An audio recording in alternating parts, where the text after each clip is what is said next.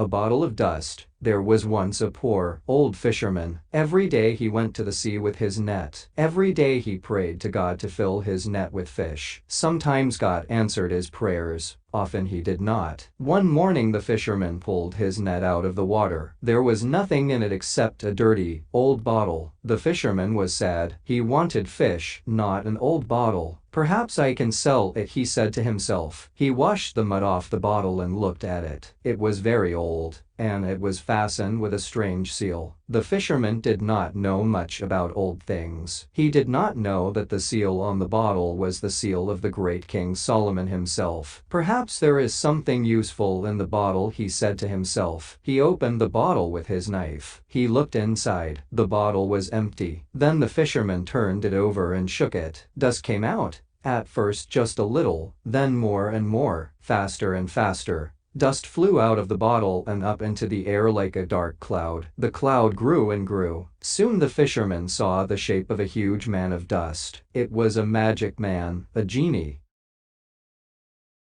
An angry genie. Some genies are small and friendly, but this one was as tall as a mountain and as fierce as a tiger. It did not look at all friendly. It looked angry and bad. The fisherman's mouth hung open. His eyes were as big as plates, and he was very frightened. He knelt on the sand and prayed to God to save him. When the genie spoke, the earth shook and the sky grew dark. "Oh, Solomon, great king, I am sorry, and I will never do it again." The genie stopped and looked at the frightened little fisherman. "You are not Solomon." The fisherman shook his head. He said nothing. He was too frightened to speak. "Who let me out of the bottle?" asked the genie. "I did, sir," said the fisherman. "Get ready to die." "Little man," roared the genie. "But what have I done to you, great one? Choose the way you want to die." "Little man," said the genie, "make it painful and nasty and very horrible. If it is not horrible enough, I will think of a much more horrible way." "But what have I done?" repeated the poor fisherman. "How have I made you so angry?" "Listen, little man, I will tell you my story, but get ready to die afterwards. Don't think I will forget." The genie's tale. "I am a great genie," said the genie, "and I fought against King Solomon himself. My army was beaten, and King Solomon made me his prisoner. I knelt down and begged him for my life. He could see how sorry I was. 'Stand up,' King Solomon said to me. 'Just obey me, then I shall forgive you, and we can be friends. You forgive me.' I roared, 'Me, I am the greatest, strongest genie in the whole world. You will have to wait a long time before I will do as you tell me, and you will wait much, much longer before I will become your friend.' Then King Solomon said some magic words, and I suddenly felt myself getting smaller and smaller. He put me in this bottle. He closed it up with his own great seal. Then he told one of his soldiers to throw it into the sea. That's my story," said the genie. "But King Solomon died 2,000 years ago," said the fisherman. 2,000 years, cried the genie. "So my old enemy is dead and I cannot kill him. Well, little man, you can take his place. I shall kill you instead. Get ready to die." He took a long, shining knife out of his belt, and he smiled a big, ugly smile.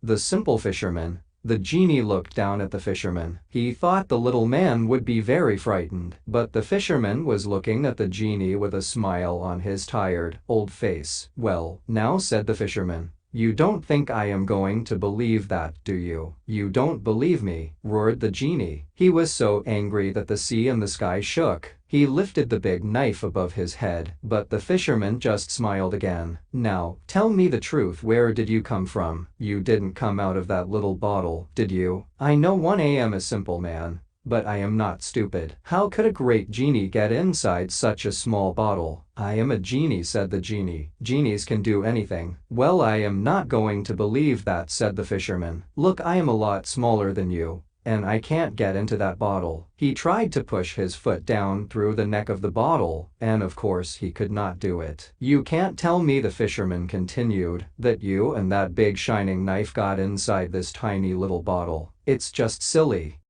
The genie was so angry. "Me," he roared. "Silly," he roared. "You are the silly one, little man. Can't you understand? A great genie like me can do anything. Watch."